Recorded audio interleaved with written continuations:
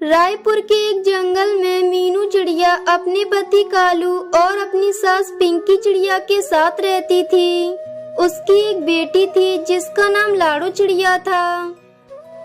ऐसे में एक दिन मीनू चिड़िया तेज बारिश में अपनी बेटी लाडो को स्कूल से घर लेकर आ रही थी, पर उसकी आंखों में आंसू थे। अब मैं क्या करूं? अगले 15 दिनों तक अपनी बेटी की स्कूल की फीस नहीं भरी तो उसका स्कूल से नाम काट देंगे। 6 महीने की फीस मैं कहां से लाऊंगी? मुझे कुछ समझ में नहीं आ रहा। तभी लाडो चिड़िया की नजर समोसे की दुकान पर पड़ती है और वो अपनी माँ से कहती है, माँ मुझे समोसे खाने हैं, समोसे लाकर दो ना। भैया ये एक समोसा कितने का दिया है? बहन जी 10 रुपए वाला पनीर वाला है और 5 रुपए वाला सादा है, बताओ कौन सा दे दूं? तो तुम ऐसा करो, मुझे सादा 5 रुपए वाला दे दो। नहीं माँ मुझे तो पनीर वाला खाना है। भैया ये लो 5 रुपए और पनीर वाला दे दो। अरे ये क्या, इसके अंदर बस इतना सा ही पनीर? अरे भैया ऐसे तो आप ग्राहकों को लूट रहे हो। बहन जी अब 5 रुपए में इतना ही पनीर मिलेगा, हमें भी तो बचत करनी होती है।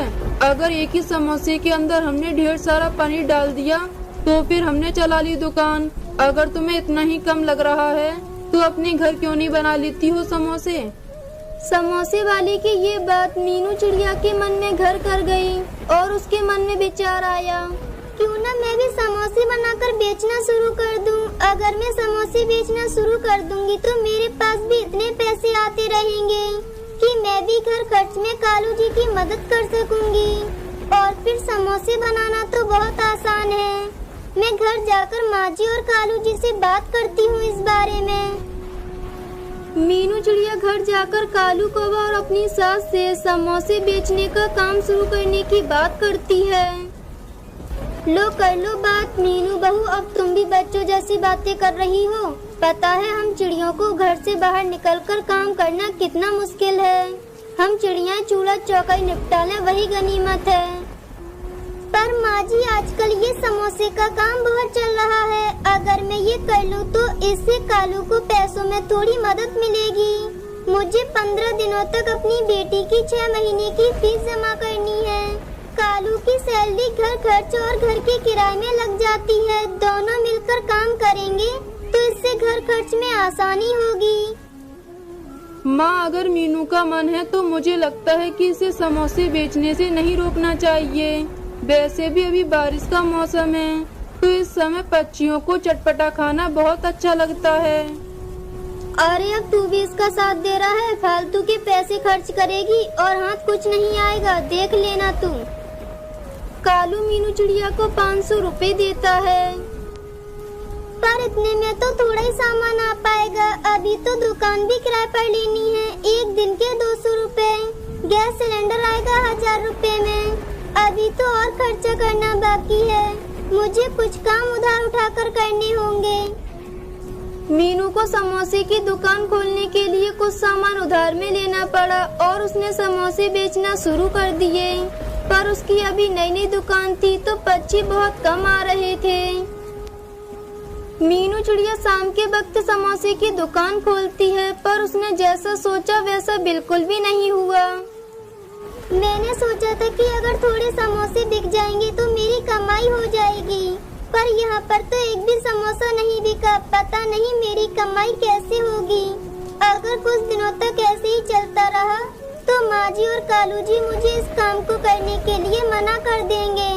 मैंने बहुत ही हिम्मत करके इस काम को शुरू किया था।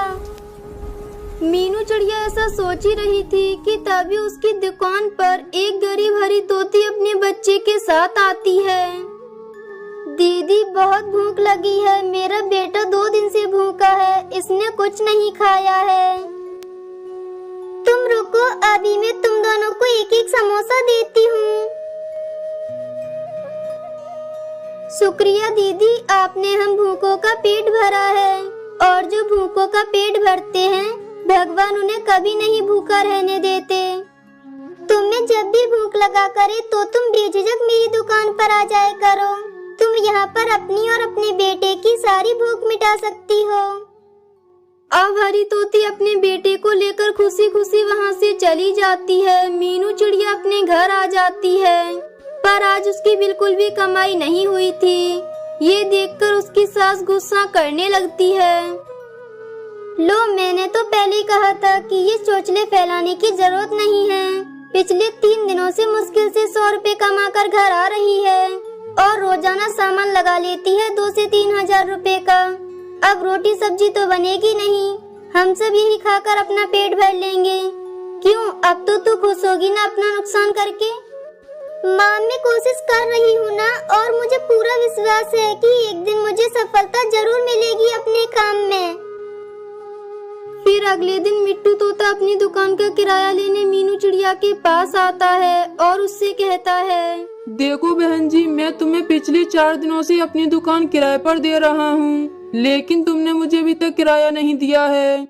आज के लिए और दे रहा हूँ। अगर कल तुमने मुझे पूरे 1000 रुपए नहीं दिए तो मैं तुम्हें अपनी दुकान किराए पर नहीं दूंगा। अब मैं क्या करूं? कालू से मांगूंगी तो वो मुझे इस काम के लिए मना कर देंगे। हे भगवान, अब तुम ही मेरी मदद करो।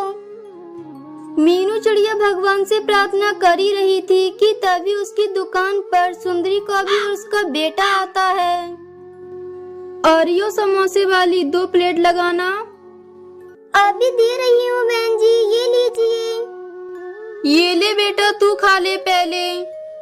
नहीं माँ, तुम खा लो पहले। तुम खाओ के चक्कर में मीनू चिड़िया के हाथ से समोसे की प्लेट छूटकर सुंदरी कौवी के बालों पर गिर जाती है और समोसे की चटनी उसके बालों पर लग जाती है।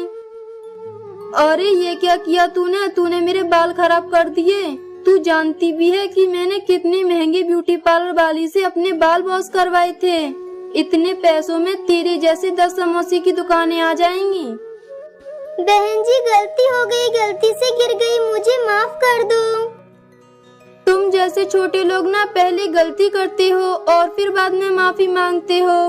मैं तुझे ऐसे नहीं छोड़ूंगी, तुझे सजा देकर ही रहूंगी।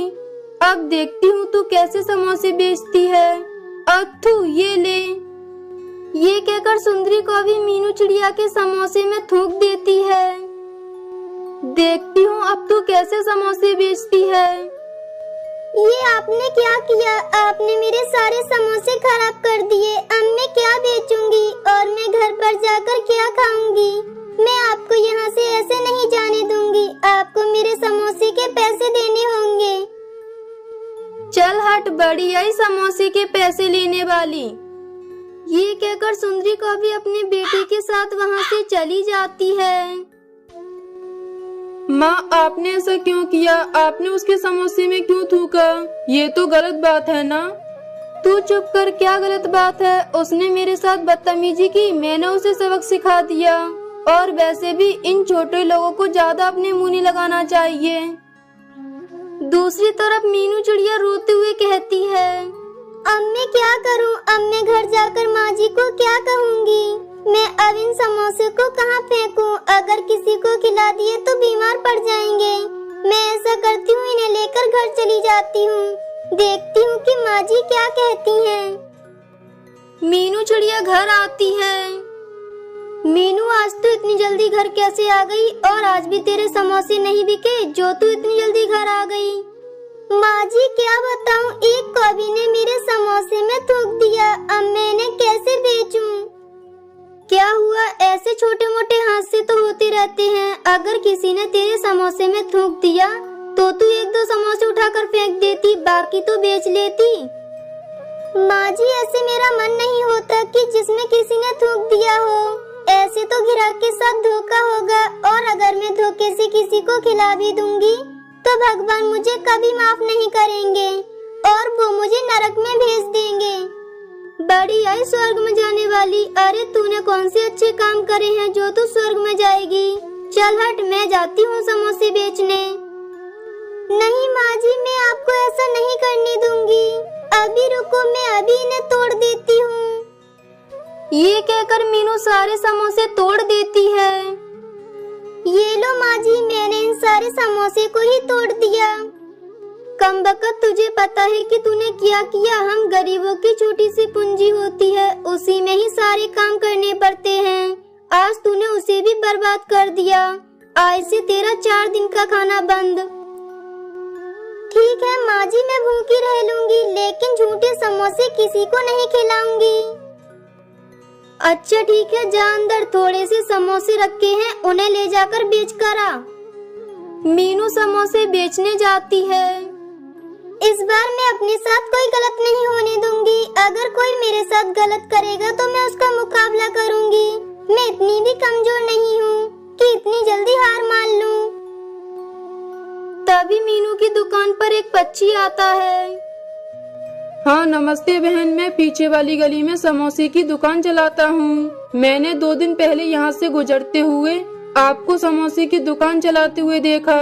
15 दिन पहले मुझे एक अनाथ आश्रम में समोसे भिजवाने का ऑर्डर मिला था, पर 10 दिन पहले एक हादसे में मेरी सीधे बाएं की हड्डी टूट गई।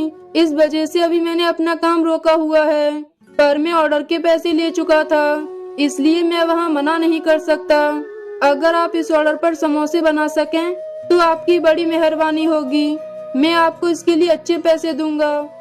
जी मैं जरूर करूंगी। आप मुझे बता दीजिए कि कितने बजे तक समोसे पहुंचाने हैं। शाम को वहाँ पहुँचना है जिन्होंने मुझे ऑर्डर दिया है, और हाँ जिनकी बच्ची का जन्मदिन है वो 4 बजे अनाथ आश्रम पहुँच जाएंगे। वैसे मैं आपकी दुकान पर अपने एक बच्ची को लगा देता हूँ जो आपकी इस काम में मदद कर देगा। और हाँ ये लो 5000 रुपए एडवांस, बाकी के पैसे मैं आपको काम खत्म होने के बाद दे दूंगा। ठीक है भैया जी। वो पक्षी मानो मीनू चिड़िया के लिए भगवान का रूप बनकर आया था। उसकी सारी परेशानियां दूर हो जाती हैं। वो अपने उधार के पैसे भी चुका देती है। बंटी कबूतर को मीनू चिड़िया का काम इतना पसंद आता है कि वो उसके साथ पार्टनरशिप में काम करने लगता है। मीनू चिड़िया भी अब एक समोसे की दुकान चलाती थी। मीनू चिड़िया की मेहनत और हिम्मत देखकर उसका पति कालू और उसकी सास पिंकी बहुत खुश थी। अफ्रीका के एक जंगल में मीनू चिड़िया अपने पति कालू कौवा के साथ रहती थी। उसकी 2 बेटियां थीं। वो बेचारे बहुत गरीब थे। उनके पास खाने के लिए कुछ भी नहीं था।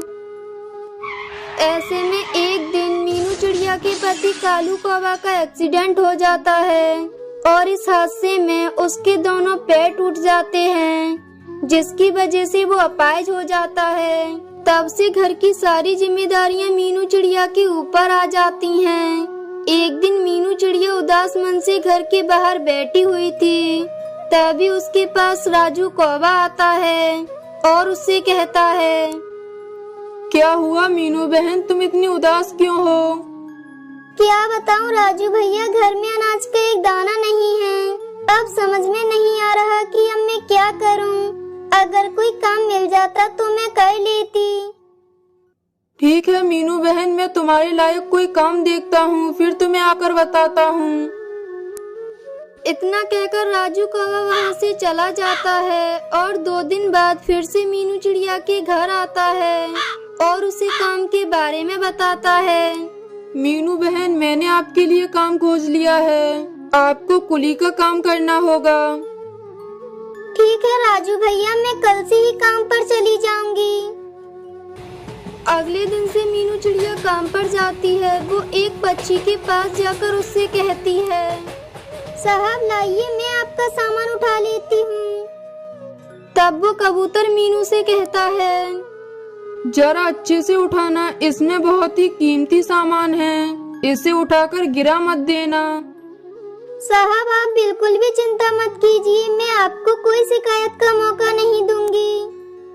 मीनू चिड़िया उस सेठ का सामान सुरक्षित पहुंचा देती है।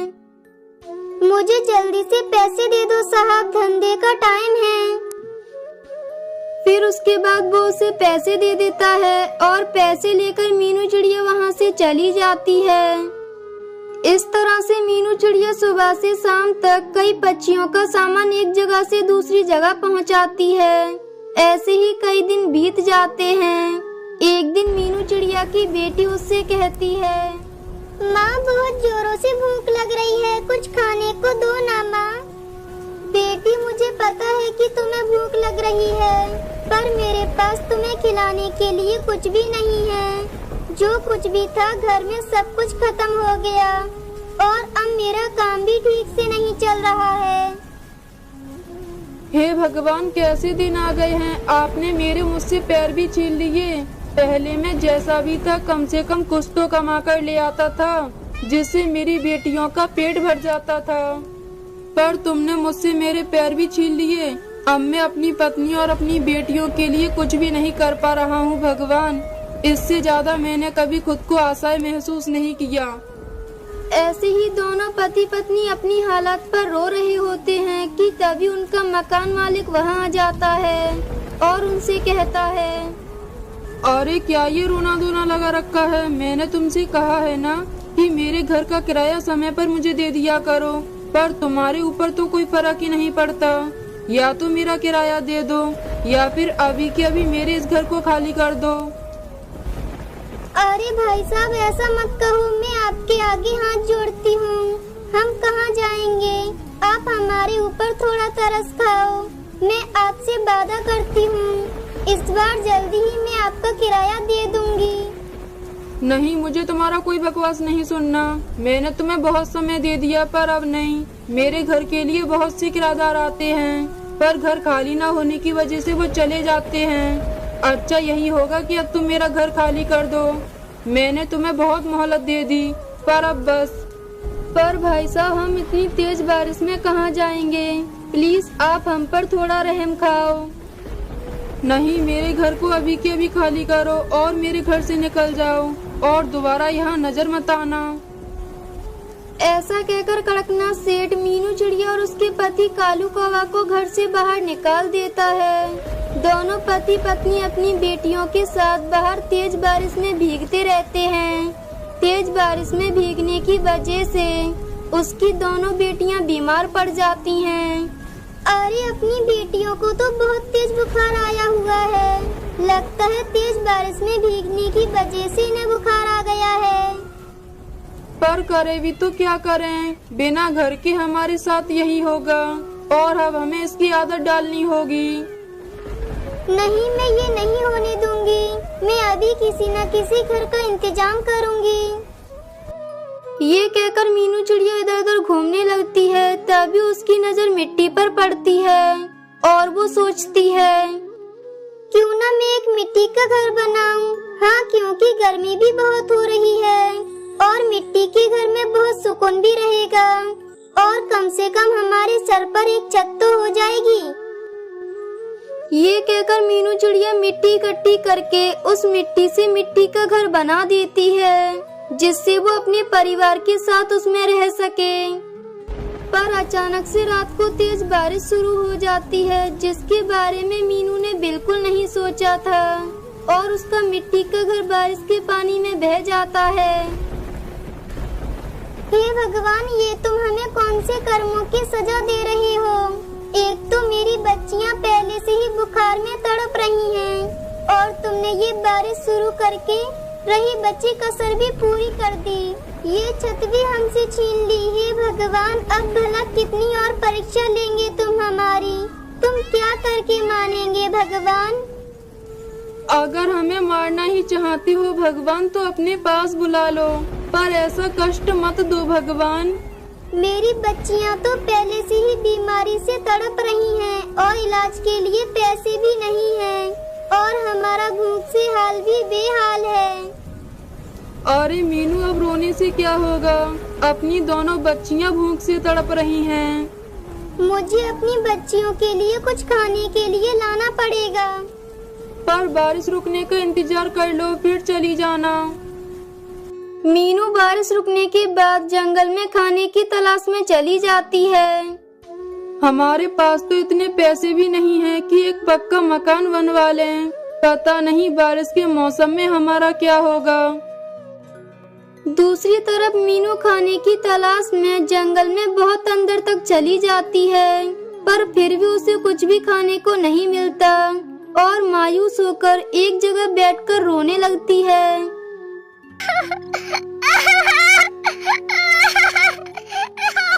हे भगवान, मुझसे अपनी बच्चियों की ये हालत देखी नहीं जाएगी। तुम मुझे अपने पास बुला लो भगवान, पर मेरी बच्चियों के लिए कुछ खाने को दे दो भगवान। तुम इतने निर्दयी कैसे हो सकते हो भगवान? क्या तुम्हें हमारी हालत पर जरा भी तरस नहीं आता? ऐसे कहते हुए मीनू बहुत रोती है और उसकी ये सारी बातें एक परी सुन लेती है और मीनू की ऐसी हालत देखकर उसे उस पर बहुत तरस आता है और वो उसके सामने आकर उससे कहती है, मीनू, मैंने तुम्हारी सारी बातें सुन ली हैं। तुम इतने दुखों से अकेली लड़ रही हो। सच में तुम एक सच्ची माँ हो। आप कौन हैं और आपने मेरी बातें कब सुनी? मीनू, तुम डरो मत, मैं एक भली परी हूँ। मैं यहाँ से जा रही थी, तभी मैंने तुम्हारी रोने की आवाज सुनी और मैं तुम्हारे पास आ गई। मैंने तुम्हारी सारी बातें सुन ली हैं, पर अब तुम निश्चिंत हो जाओ। मीनू चिड़िया, अब तुम्हें कोई कष्ट नहीं होगा। अब मैं तुम्हारे साथ हूँ, मैं तुम्हें कुछ नहीं होने दूंगी और तुमने जितने भी कष्ट और दुख झेले हैं, मैं उन सबको खत्म कर दूंगी। सच में परी, आप मेरी मदद करोगी? आप बहुत भली परी हो। हाँ मीनू चिड़िया, बोलो तुम्हें क्या क्या परेशानी है? मेरी दोनों बच्चियाँ बहुत बीमार हैं और उन्हें बहुत भूख लगी है। कुछ दिनों से उन्होंने कुछ खाया नहीं है, तो क्या आप मुझे कुछ उनके लिए खाने को दे दोगी? खाया तो तुमने भी नहीं है मीनू। अब तुम अपनी घर जाओ और तुम्हें वहाँ पर सब कुछ मिल जाएगा। तुम्हारे सारे दुख दूर हो जाएंगे। ये कहकर परी अपनी जादुई शक्तियों से मीनू चिड़िया को उसके घर के पास पहुँचा देती है। मीनू चिड़िया वहाँ जाकर देखती है कि वहाँ एक सुंदर सा गुलाब घर बना हुआ था।